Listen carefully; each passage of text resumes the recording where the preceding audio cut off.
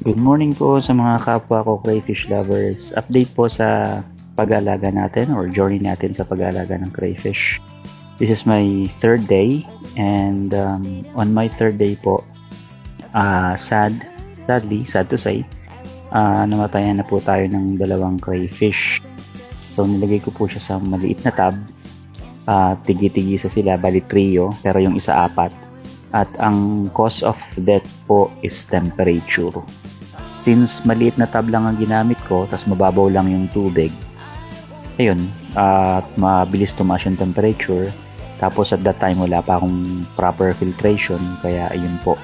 So, importante po yung filtration and yung volume ng water depende din sa temperature din po.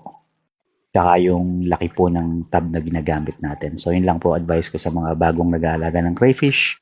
Sana nakatulong po ako sa inyo. Salamat!